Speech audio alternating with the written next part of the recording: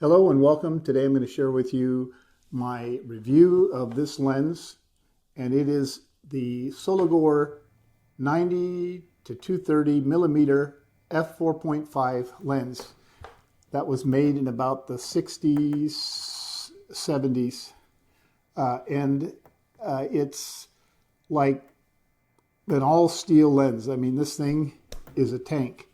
So it weighs, without the adapter there, just a little over 2 pounds. When I put the adapter on, I think it's like 2¼ pounds, so like a kilo. And it's cumbersome. Like when I put it on, I had it on the G9 II when I took it out for a test. Okay, so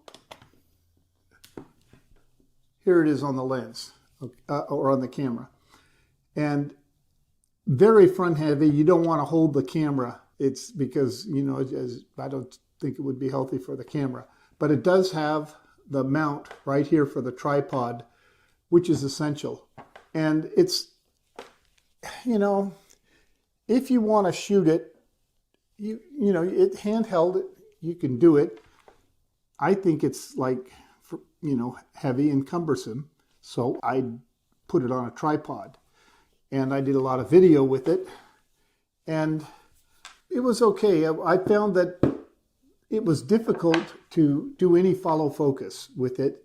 One of the reasons I think it was as difficult as it was is that the throw, this is the focus here. Now notice when I focus how the lens here, I'm at the minimum focal length, which is about 8 feet, okay? And so I'm going to go to infinity, and notice how it goes in. So that's infinity, and this is 8 feet. So there's a lot of, you know, especially if things are moving fast, there's a lot of twisting and turning. Fortunately, this old lens, you know, has a nice smooth operation here, but it's still, you know, it's still a job. Now, the zoom is here. And so if you notice, when I turn the zoom ring, the lens does not move in and out. So it has internal zoom, external focusing. And another thing I don't like about it is this external focusing, because I'm rigging up a GH5 Mark II on rails so that I could mount a matte box and test out some vintage filters. And this lens would not qualify for, you know, experimenting with those filters, because when you focus it, this thing is turning, so you can't put a matte box on there. And I mean, maybe there's some way you could rig it up, but basically the matte box, you know, is attached via a step-up ring. It does have a little hood here, built-in hood. So not good for that. It's just a play-around lens as far as I'm concerned.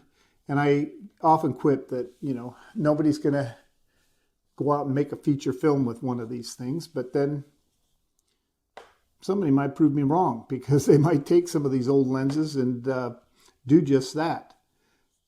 It does have some character, okay, being a vintage lens. So even though, you know, like if you're shooting and you're doing the zoom and you know, you're not hitting the focus, it still kind of has a decent look. I think my son called it almost like 3D. You know, it's got some character there. And you know, it's it's different though from any experience you're going to have if you're doing autofocus. And I think for the price, I think you could get these for around $30 or $40. You know, that they're all right. I think the optics are fairly decent, and of course the build is solid, but when you handle something like this, it makes me appreciate plastic. even though I don't like a cheap lens and I don't want something really plasticky, I want something that's, solid, but this is a little more solid than I prefer. Now, it does have this here too, so you can turn the lens for horizontal or vertical aspect ratio. Well, I think that about covers it. And I've got a few here images and whatnot that I'll let play when this is done, and until the next lens.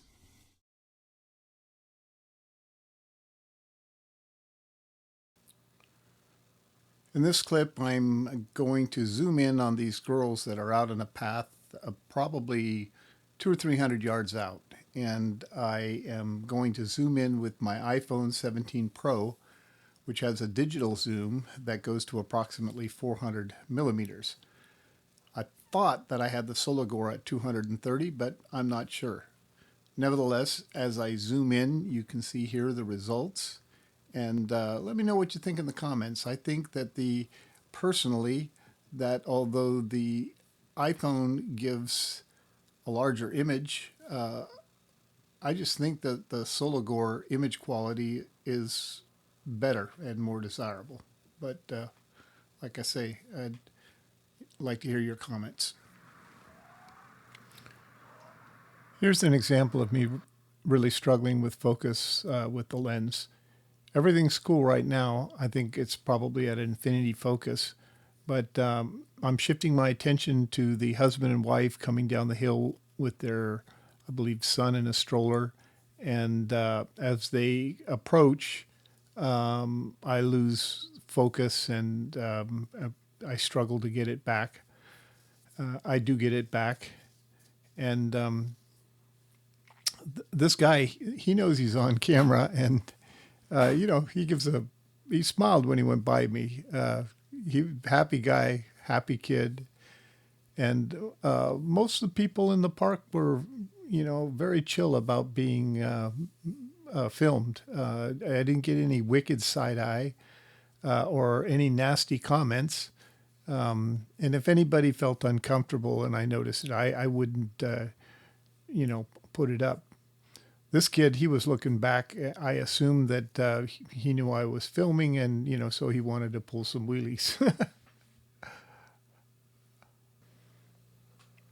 One day I'll get out there and get some footage of these kids riding their BMX bikes on the BMX track. Now, I'm going to end with this. This is a family coming down the hill on their scooters, and again, everybody's super chill. This gal's actually worried that she might be, messing things up. Are we going to mess you up? Oh, we already messed you up. I'm so sorry. No, she didn't. Anyway, we'll move on. I'll include a couple of still clips here, and that'll be it.